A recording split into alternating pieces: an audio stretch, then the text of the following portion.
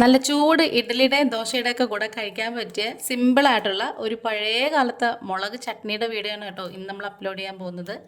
ഗ്യാസൊക്കെ ഓണാക്കിയിട്ടുണ്ട്. ചൂട് കട്ടിയുള്ളൊരു ചീനിച്ചട്ടി വെച്ച് കൊടുക്കാം. അതിൽ വെള്ളമയമൊക്കെ വറ്റിയതിന് ശേഷം നമുക്കിതിലേക്ക് ആദ്യം ചേർത്ത് കൊടുക്കേണ്ടത് ഉഴുന്നാണ്. ഇതിലേക്ക് നമുക്കിത് ഉഴുന്ന് ചേർത്ത് കൊടുക്കാം. 1 ടേബിൾ സ്പൂൺ നെകക്കെ ചേർത്ത് കൊടുത്തിട്ടുണ്ട്. ഇനി നമുക്കിതിലേക്ക് വളരെ കുറച്ച് വെളിച്ചെണ്ണയും കൂടി ഒഴിച്ചു കൊടുക്കാം. ഈ ഉഴുന്നൊന്ന് മൊരിഞ്ഞ് കിട്ടാൻ വേണ്ടിയിട്ടാണ്. ഉഴുന്ന് നമ്മളിങ്ങനെ ചെറിയ തീയിലിട്ടിട്ട് വേണം വറുക്കാനേ. ഇതിൻ്റെ കളർ ഇപ്പം ദേ ചെറുതായിട്ടൊന്ന് മാറി വന്നിട്ടുണ്ട്. ചെറിയൊരു ഗോൾഡൻ ബ്രൗൺ നിറമായിട്ട് വന്നിട്ടുണ്ട്. ഇനി നമുക്കിതിലേക്ക് മുളക് ചേർത്ത് കൊടുക്കാം. മുളക് പൊടി വേണമെങ്കിൽ അത് ചേർക്കാം. പക്ഷേ ഞാനിപ്പം മുഴുവൻ മുളകാണ് ചേർത്ത് കൊടുക്കുന്നത്. എപ്പോഴും നമ്മൾ ചട്നിയും അതുപോലത്തെ സംഭവങ്ങളൊക്കെ ഉണ്ടാക്കുമ്പം പൊടിയേക്കാളും കൂടുതൽ ടേസ്റ്റ് മുളക് മുഴുവനെ ഇടുന്നതിനാണ്. പണ്ട് മുതൽ നമ്മുടെ അമ്മമാരും അമ്മമ്മമാരും ഒക്കെ അതുപോലെയൊക്കെയാണ് ചെയ്തിട്ടുള്ളത്. ഇനി ഞാനിവിടെ 2 പിരിയൻ മുളക് എടുത്തിട്ടുണ്ട്. അത് മുറിക്കണമെന്നൊന്നുമില്ല, ഇതുപോലെ മുഴുവനെ അങ്ങ് ചേർത്ത് കൊടുത്താൽ മതി. അതുപോലെ തന്നെ എരിവുള്ള നമ്മുടെ പാണ്ടിമുളക് ഉണ്ടല്ലോ, അതും കൂടി എടുത്തിട്ടുണ്ട്. ഒരു വലുത് എടുത്തിട്ടുണ്ട്, പിന്നെ ഒരു ചെറുതും എടുത്തിട്ടുണ്ട്. ഇത് അത്യാവശ്യം നന്നായിട്ട് എരിവുള്ളതാണ്.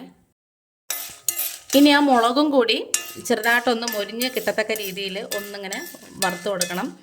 ഒരുപാടങ്ങ് ബ്രൗണിഷ് കളറാവണ്ട. അങ്ങനെയാണെങ്കിൽ മുളകിൻ്റെ ഒരു കളറുണ്ടല്ലോ, ഒരു റെഡ് കളർ, അത് മാറിയിട്ട് ഇതൊരു ബ്രൗൺ കളറായിട്ട് മാറും. അപ്പം നമ്മുടെ ചട്നിയുടെ കളർ മാറുമേ. അതുകൊണ്ട് അത് സൂക്ഷിച്ച് ശ്രദ്ധിച്ച് വേണം ചെയ്ത് കൊടുക്കാനേ. നല്ല ടേസ്റ്റുള്ളൊരു കറിയാണ് കേട്ടോ ഇത്. ഈ ഒരു കറിക്ക് എനിക്ക് ശരിക്കും പറഞ്ഞാൽ ചെറിയ പ്രായത്തിലുള്ള ഓർമ്മകളും കൂടിയുണ്ട്.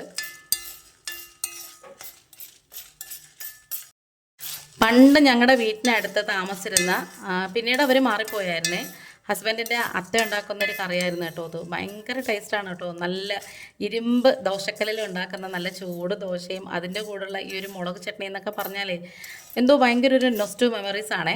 മാത്രമല്ല അന്നൊക്കെ എന്ന് പറഞ്ഞാൽ അവരൊക്കെ അമ്മിയിലാണ് അരച്ചിരുന്നത്. ഇപ്പം പക്ഷെ നമ്മളെല്ലാം മിക്സിയിലൊക്കെ അല്ല അരയ്ക്കുന്നത്.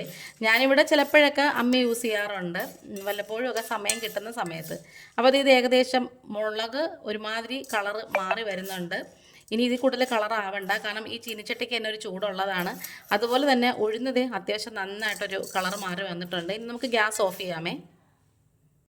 ഇനി ഇത് നന്നായിട്ട് തണുത്തതിന് ശേഷം നമുക്ക് മിക്സിയുടെ ജാറിലിട്ട് ചെറുതായിട്ടൊന്ന് പൊടിച്ചതിന് ശേഷം നല്ല വടുകനെ ഒന്ന് അരച്ചെടുക്കാമേ.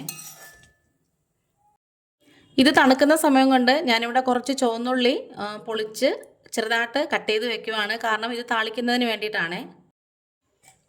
ഇനി നമുക്ക് ഈ മുളകും അതുപോലെ തന്നെ ഉഴുന്നും ഇതുപോലെ മിക്സിയുടെ ജാറിലേക്ക് ഇട്ട് കൊടുക്കാമേ.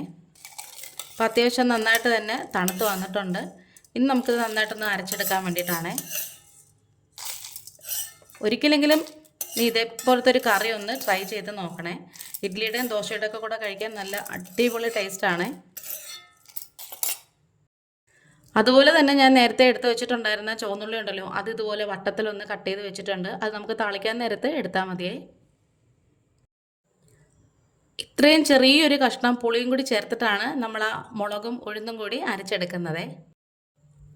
ഇതുപോലെ ഒന്ന് പൊടിച്ചെടുത്തതിന് ശേഷം നമുക്ക് നന്നായിട്ടൊന്ന് അരച്ചെടുക്കാം. കുറച്ച് വെള്ളം ചേർത്തിട്ട് നന്നായിട്ട് അരച്ചെടുക്കാമേ. ഇതുപോലെ നന്നായിട്ടൊന്ന് അരച്ചെടുക്കണേ. ഇനി നമുക്ക് ചീനിച്ചട്ടി ഒന്ന് ചൂടാക്കി കടുകൊക്കെ പൊട്ടിച്ചതിന് ശേഷം നമുക്കിത് അതിലേക്ക് ഒഴിച്ചു കൊടുക്കാം. ചൂടായി വരുന്ന ചട്ടിയിലേക്ക് നമുക്കിതിലേക്ക് 1 ടീസ്പൂണ് വെളിച്ചെണ്ണ ഒഴിച്ചു കൊടുക്കാം. ഇനി ഒരു 1/4 ടീസ്പൂണോളം കടുക് ഇട്ട് കൊടുക്കാം. കടുക് നന്നായിട്ട് പൊട്ടി വരുമ്പോഴത്തേക്ക് നമുക്കിതിലേക്ക് ചുവന്നുള്ളി ചേർത്ത് കൊടുക്കാമേ. ഇനി ഇത് നന്നായിട്ടൊന്ന് വഴറ്റി കൊടുക്കാമേ. ഇതിലിട്ടിട്ട് വേണം നമുക്കിതൊന്ന് വഴറ്റിയെടുക്കാനായിട്ട്. ഉള്ളി കരിഞ്ഞു പോകരുത്. ചെറിയൊരു ഗോൾഡൻ ബ്രൗൺ നിറമായിട്ടുണ്ട്. നമുക്കിതിലേക്ക് വറ്റൽമുളക് മുറിച്ചത് ചേർത്ത് കൊടുക്കാം. ഇപ്പോൾ ഇത് ഒരു വറ്റൽമുളക് എടുത്തിട്ടുണ്ട്, അതൊന്ന് മുറിച്ചതിന് ശേഷം നമുക്കിട്ട് കൊടുക്കാമേ. ഇനി നമുക്കിതിലേക്ക് കുറച്ച് കറിവേപ്പില ചേർത്ത് കൊടുക്കാം. ചെറുതായിട്ടൊന്ന് കറിവേപ്പില ഒന്ന് മൂത്ത് കിട്ടണം. മിക്സിയിൽ അരച്ച് വെച്ചിട്ടുള്ള കൂട്ടും കൂടി ഇതിലേക്ക് ഒഴിച്ചു കൊടുക്കാം. ജാറ് കഴുകി കുറച്ച് വെള്ളവും കൂടി ഇതിലേക്ക് ഒഴിച്ചു കൊടുക്കാം.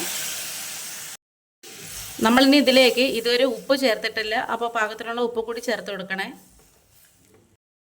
ഉപ്പ് അവരവരുടെ പാകത്തിന് തന്നെ ചേർത്ത് കൊടുത്തേക്കണേ. ഞാനിപ്പം പൊടിയുപ്പാണ് എടുത്തേക്കുന്നത്.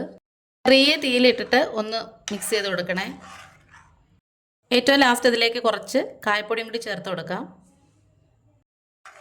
ഒന്നും കൂടെ മിക്സ് ചെയ്തതിന് ശേഷം ഉപ്പും അതുപോലെ തന്നെ പുളിയും എരിവും എല്ലാം പാകത്തിനായിട്ടുണ്ടോ എന്ന് നോക്കണേ. നന്നായിട്ട് തിള വരുമ്പോഴത്തേക്ക് നമുക്ക് സിമ്മിൽ വെക്കാമേ.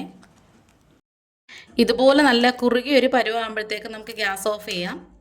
അപ്പോൾ നമ്മുടെ കിടിലം മുളക് ചട്നി, സിമ്പിളായിട്ടുള്ളൊരു മുളക് ചട്നി ഇവിടെ റെഡി ആയിട്ടുണ്ട്. ഉപ്പും പുളിയും എരിവും എല്ലാം പാകത്തിനായിട്ടുണ്ടോ എന്ന് നമുക്ക് നോക്കാമേ.